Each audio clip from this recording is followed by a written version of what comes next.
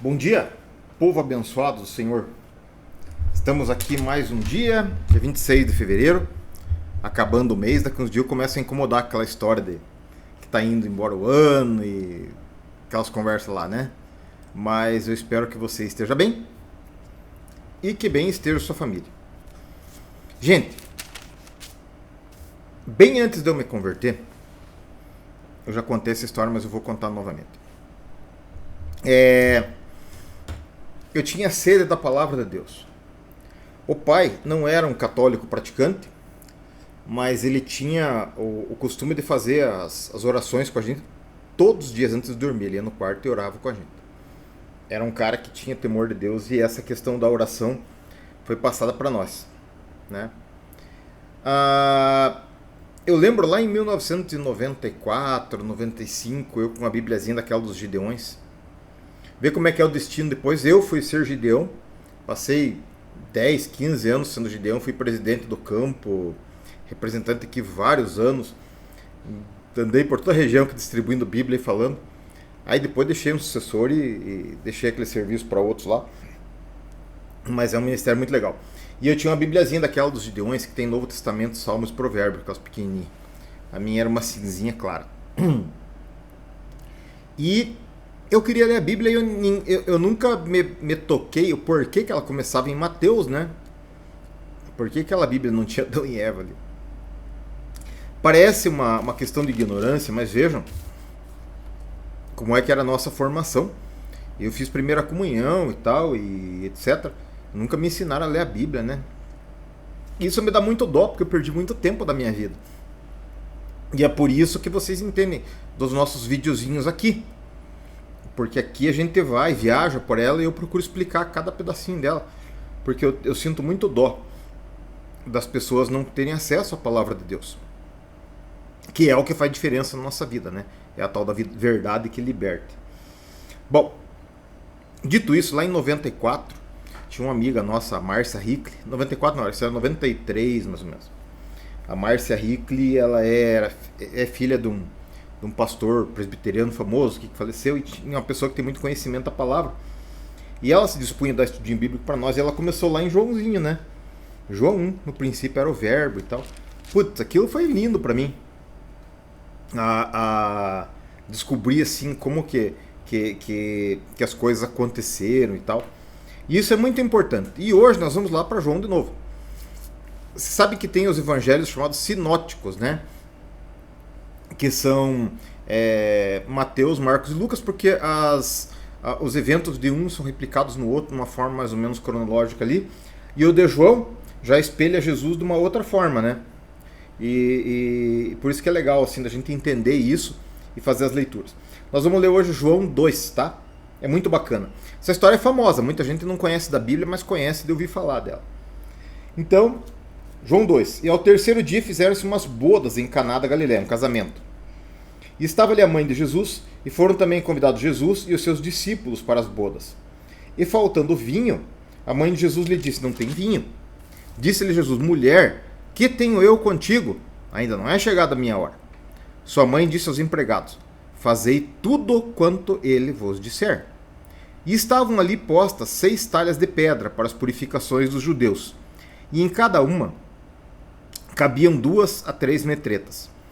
Disse-lhe Jesus: enchei de água essas talhas, e encheram-nas até em cima, e disse-lhes: tirai agora e levai ao mestre-sala. E levaram. Logo que o mestre-sala provou a água feita vinho, não sabendo de onde viera, sabendo que o sabiam os empregados que tinham tirado a água, chamou o mestre-sala ao esposo e disse-lhe: todo homem põe primeiro o vinho bom, e quando já tem bebido bem, então o inferior. Mas tu guardaste até agora o bom vinho. Jesus principiou assim os seus sinais em Caná da Galiléia e manifestou sua glória, e os seus discípulos creram nele. Gente, é muito legal essa história. Agora vamos abordar ela aqui. Se você é jovem, preste muita atenção nisso. Se você é velho, também preste atenção nisso. Porque nós vamos falar de casamento, tá? Jesus principiou seus milagres num casamento. E eu penso que ele o fez para demonstrar o apreço que Deus tem pela família tradicional, a da latinha, a conservada. Então, se Deus gosta da família tradicional, e a palavra de Deus diz que Deus uniu o homem e a mulher, dizendo que assim deixará o homem, seu pai e sua mãe, e se unirá a sua mulher e será uma só carne. Então a gente tem que prestar atenção nisso. Se você, assim como eu, teve o privilégio de poder se casar, você pode entender o que Jesus está falando aqui e o quanto que ele ama o casamento, tá? A família. Porque a família é um projeto de Deus desde o princípio. E aqui ele nos deixa uma série de mensagens, né? Uma série de mensagens. Por exemplo, eu vou fazer 32 anos de casado. Bodas não sei do que, se é isso, é de prata, eu acho, né? O 30. Mas sei lá, eu sei que quando eu era piá, eu ouvia dizer que fulano estava fazendo bodas de prata, eu achava, meu Deus do céu, que loucura, né? Então, não sei se eu vou viver para fazer bodas de ouro, mas se eu viver, pretendo comemorá-las. E vejam, eu vou fazer um testemunho do meu casamento aqui, porque eu entendo que isso é importante. Eu sempre fiz isso nos cursos de casais lá, e algumas pessoas ouviram, e para esses que ouviram foi útil. José Martins Vaz, o meu padrinho de casamento, que me falou uma coisa abençoada. Todas as noites eu oro por ele, pela tia Valquíria, e eu amo aqueles dois. Ele falou assim para nós, uma menina com 16 anos ali, e um sujeito um pouquinho mais velho, com 25, e ele falou assim: gente, eu quero dizer uma coisa para vocês. Todo mundo fala que o começo do casamento é uma beleza, que depois fria, não sei o que. Eu vou dizer um negócio para vocês. Isso é mentira. O começo do casamento é difícil. O começo do casamento é chato. Mas depois fica bom. Tá? Gente, depois, talvez quantos? 20 anos depois, 15, 20 anos depois, a gente encontrou com eles lá em Curitiba. Tia Valquíria continuava bonitinha. Martins Vaz, aquela carona dele, engraçado, assim, essa cara grandão. E os dois lá, e estão juntos até hoje. Estão morando em Bombinhas, esses dois.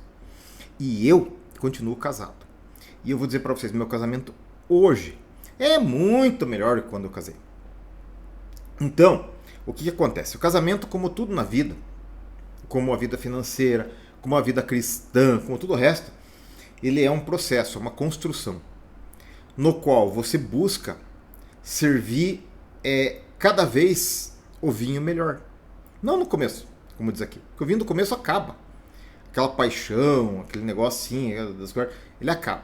Na verdade, assim, a gente quase se mata no começo do casamento, né? É aquele inferno de adaptação. E a minha adaptação com a Antonieta, entre nós dois, ela não era tão difícil. Mas quando você colocava parente na equação, meu Deus do céu, eu até não vou detalhar isso aí para não expor as pessoas, mas olha, que assim, a gente não divorciou porque a gente se ama e porque Deus não quis, mas que a parentela fez de tudo para isso acontecer, ó, colaboraram um monte, tá? Ninguém ajudou em nada e como atrapalhava. Aí foi. Bom, as dificuldades, elas vão acontecendo, né? E aí um dia, você se dá conta, assim como eu, com 30 e tantos anos de casamento, que a sua esposa é a sua melhor amiga. É a pessoa com quem você mais conversa, que você dorme junto. É a pessoa que tem o poder de te enfiar uma faca no ouvido quando você está dormindo, porque você está indefeso. Não, é uma pessoa que te cuida, sabe? A Antonieta, às vezes, ela me irrita de tanto que ela pergunta como é que eu tô. Tipo esse machucadinho na boca. Eu lá, com a roçadeira no meio do mato, e a Antonieta me ligando. Como é que tá bom? Eu falei, viu? Não tá boa ainda. Quando tiver boa, eu te conto e tal. Paciência. Mas o casamento, ele vai ficando cada vez melhor. E isso é o que Jesus falou aqui. Por isso que eu digo assim, a gente tem que ler a Bíblia, estudar a Bíblia, porque ela tem mensagens, recados e exemplos para nós a cada dia, né? A cada dia. Então o mundo te diz uma coisa, tá? Os parentes te dizem uma coisa, os pais podem ter dito alguma coisa, e ontem eu falei sobre isso. Você pega isso e leva comparativo com a palavra de Deus, tá? Se for igual a palavra de Deus, siga. Se for diferente da palavra de Deus, amasse como uma folhinha e lixo.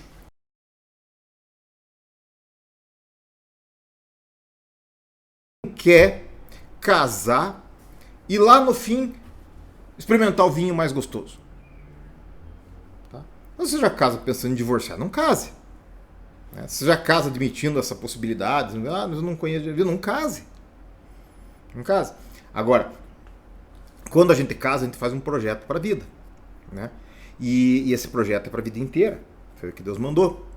E essa parábola aqui de Jesus, esse evento que aconteceu aqui, onde ele faz esse comparativo do vinho novo com o casamento, não por acaso fazendo o seu primeiro milagre num casamento, demonstrando a importância que ele dá para o casamento, como colocando a questão do vinho novo ser servido no fim, é um exemplo para nós.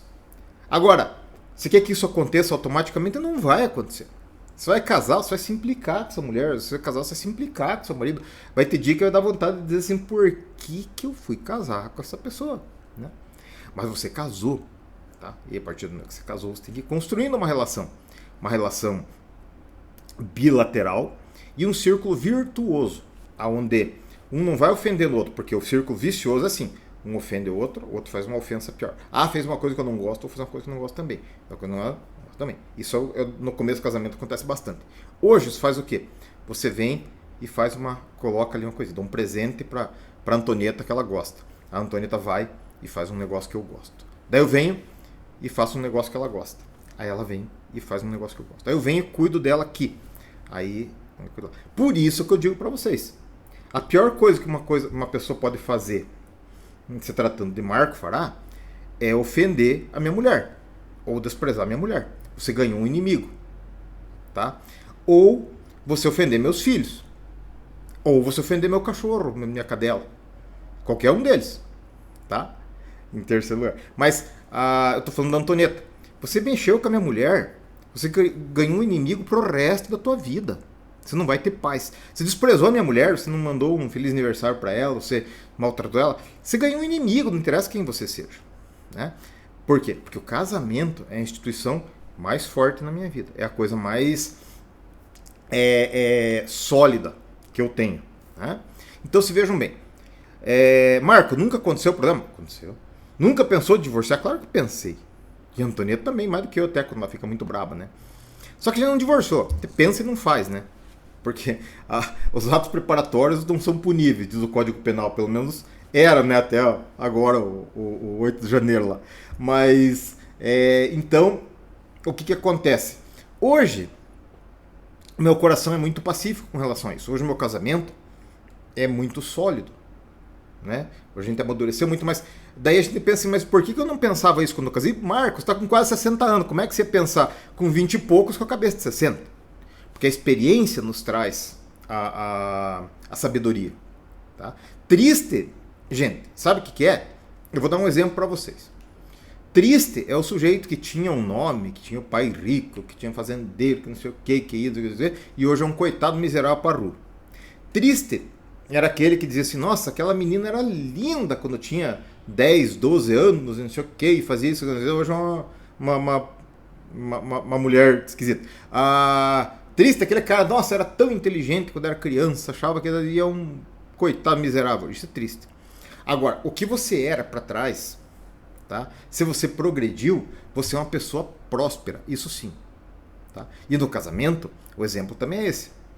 Gente que casou aí com uma festa maravilhosa, eu fui em várias, inclusive, e logo estavam divorciados. Gente que casou, não sei o que, não sei o que, não sei o que. A Antonieta se reclama da nossa festa, porque como ela casou grávida, né? O povo, para mostrar para os outros que não estavam muito satisfeitos com a situação lá, nossa festa foi bem modesta. E eu achei linda, porque para mim estava boa. Mas ela ainda, ela olha assim, né? Mas digo assim, puxa, mas quanta gente casou com uma festa maravilhosa e hoje tá lascado. O nosso foi bacana, foi diferente. O nosso foi mais complicadinho no começo e o vinho está sendo servido agora. E é isso que a parábola de Jesus... A parábola. Ela não é uma parábola, é um evento, tá? É para nós, tá? É isso que ele fala. Você está pensando em casar? Preste muita atenção nisso aqui. Não vai ser uma coisa fácil, vai ser difícil. Mas é muito recompensador, tá? Você tá velho, mas você tá vivo ainda, tá casado? Cuida da sua mulher. cuide do seu marido. Vá lá hoje mesmo, diga que ama ele ou ela e faça o possível para ser o seu melhor amigo e para resgatar aquilo que vocês têm juntos, né?